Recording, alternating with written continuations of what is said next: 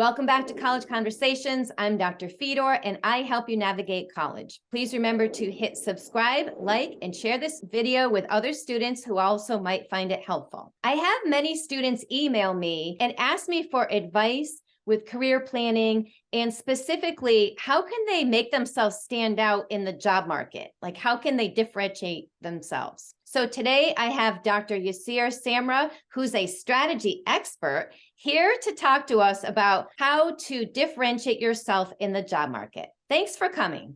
Thank you. Thank you for having me. So let's talk a little bit about why it's important to have a story when you're going into the job market. Let me start off by saying every person is unique. Think about the relationships that we each have, the significant relationships that we've had in our lives, be it professional or personal. Those relationships are quite unique. The way we went about having those relationships is by us being unique as well. So in order to have a story, I think that's absolutely critical for anyone to, to land their first job out of college or to get ahead in their careers. I think that many people don't know how to tell their story properly. They don't rehearse it enough so that when the opportunity comes along, they can't grab it, or they don't even notice that it's right there in front of them. So the opportunity that comes along, we refer to that as the elevator pitch, as in,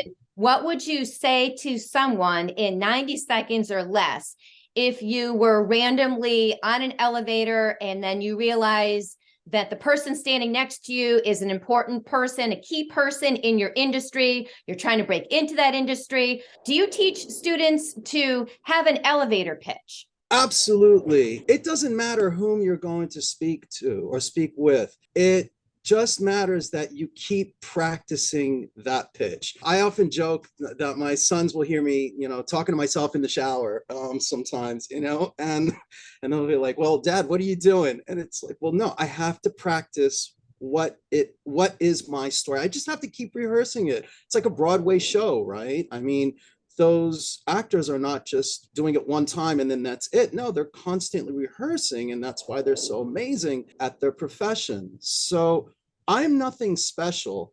Anything that I've done, anyone can do. But the only thing that I've done more than others is I've practiced my pitch. So I've practiced my story, and I believe in my story. I'll talk to anyone randomly in the elevator, if you will. I'll just give you like a brief little story for myself. I always tell people that the recent pandemic was the best thing that ever happened to me financially. And people look at me and they'll be like, "What, really?" And I said, "Financially."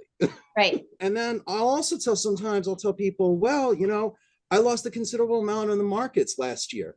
And they'll look at me and they're like, "And you still have a smile on your face?" I practice that because I know that 99 times out of 100, that relationship may not lead me to the next place. However, that one person may not necessarily get me that job directly, but who knows? That person is in your network. And when they need you for something, or when you realize that there might be a match, you can feel free to reach out to that person. You don't know who's going to be able to be there for you to help you, and you don't know what that other person is feeling. So that elevator pitch is important, but to get through a successful elevator pitch, it requires hours and hours and hours of practice. It's like pushing a rock. The amount of force that's exerted is really at the beginning. You gotta really put in a lot of effort. Once that rock starts moving, then it's just easy. It's just a little bit amount of energy that you're just putting onto that rock and just letting it roll. And that's why I can feel confident and comfortable at this stage of my life. Part of being prepared to network anywhere is just having that 90-second elevator pitch about yourself in your back pocket, ready to just rip it. So, Dr. Samra, I'm going to ask you, can you give me your elevator pitch right now? All right. So I usually tell people when I start off, I'm like, "Hello, I'm Dr. Samra," and people will ask me, "Well, what do you do?" And I'll tell them, "Well, I have two jobs. I'm an investment advisor as well as a college professor. They'll ask me, well, why do you work two jobs? And I tell them, well, because I can. I tell them, well, it started off with, I was looking at some professionally managed portfolios that I had, and I was doing it part-time, and I was beating the professionally managed portfolios. So I figured, well, I have an engineering background and I know some math and I can analyze data. I might as well do this for myself. And so I got my license for it. And now I do it. And I could do it for other people, but I do it based on the fact that I teach decision making for a living out of college. So might as well analyze the math and bring in the decision making and the psychology associated with that and put myself in a better financial situation. That's my elevator pitch. If somebody wants to know more, that's fine. And if they don't, that's fine too. Most people, I find, they will want to know a little bit more because a lot of people want to know how to make money, right? Right. Unfortunately, I will tell people, well, again, it's not easy. It took a global pandemic for me to realize I can survive on my own. I really don't need my jobs.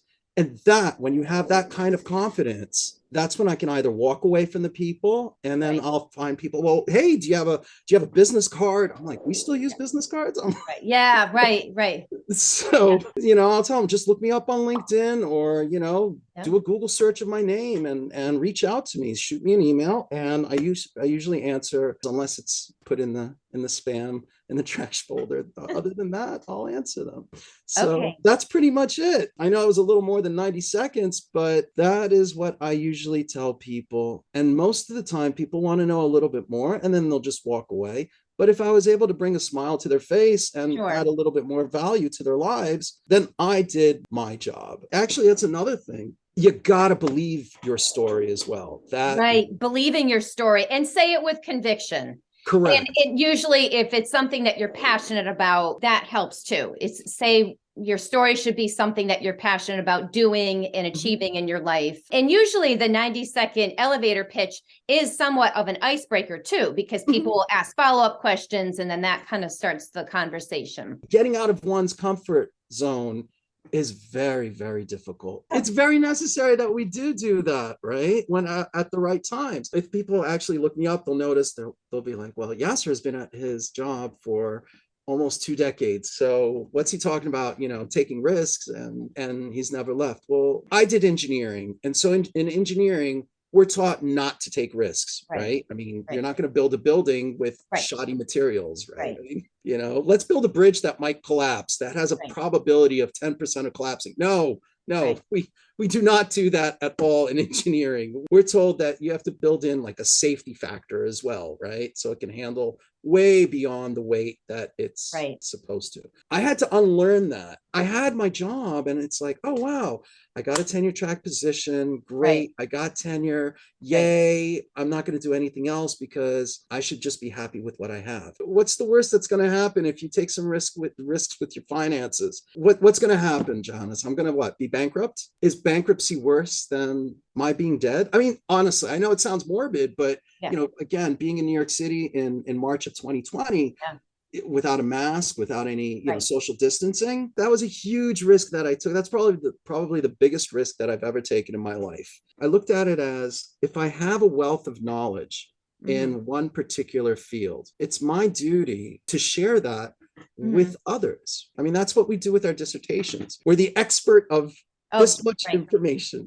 And there are other people in the world that will find that valuable. And it doesn't mean that you have to finish a doctorate or some sort of terminal degree. It could be an undergrad. It could be a high school, a kid who just finishes high school. What is their story? Dr. Samra, thank you for all that valuable advice. For more detailed help on how to navigate college, please check out my course on Udemy, College 101, How College Works.